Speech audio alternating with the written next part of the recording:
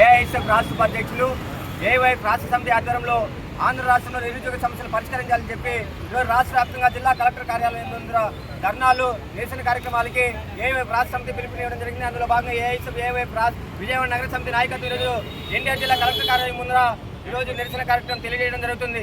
రానున్న అసెంబ్లీ సమావేశంలో నిరుద్యోగులకు సమస్యలు నిరుద్యోగులకు హామీలను అమలు పరచాలని చెప్పి కూడా ఈ సందర్భంగా ఇక్కడ నుంచి నిరసన కార్యక్రమం ద్వారా ఉన్నటువంటి ఎన్డీఏ కూటమి ప్రభుత్వాన్ని ఈ సందర్భంగా మేము కోరుతున్నాం.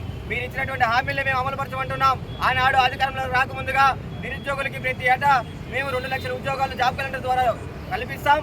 అదేవిధంగా నిరుద్యోగులకు 3,000 రూపాయలు నిరుద్యోగ వృత్తి ఇస్తా ఉన్నాం. బాబు రావాలంటే జాబ్ కావాలంటే బాబు రావాలన్నారు.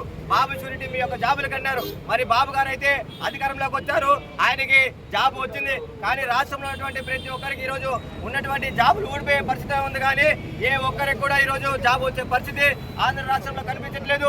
ఆంధ్ర రాష్ట్రాన్ని నిరుద్యోగ ఆంధ్రగా మారుస్తున్నారే కానీ ఈ యొక్క బాబు గారు ఏ ఒక్క నిరుద్యోగికి ఈరోజు చదువుకున్నటువంటి విద్యార్థికి ఒక పక్క ఉచిత దూరం అవుతుంది, మరొక పక్క విద్య పూర్తయినటువంటి వారికి ఉద్యోగ అవకాశాలు లేకుండా వారు అనేక రకాలుగా ఇబ్బంది పడుతున్నారు. ఈ సమస్యలపైన సుదీర్ఘంగా రానున్న అసెంబ్లీ సమావేశంలో చర్చించాలని చెప్పి ఈ సందర్భంగా బాబు గారిని ఈ సందర్భంగా తెలియజేస్తున్నాం. లేకపోతే ఇక్కడ నుంచి రాష్ట్ర వ్యాప్తంగా ఉన్న నిరుద్యోగులు మీ అంత తెలుస్తున్న రానున్నటువంటి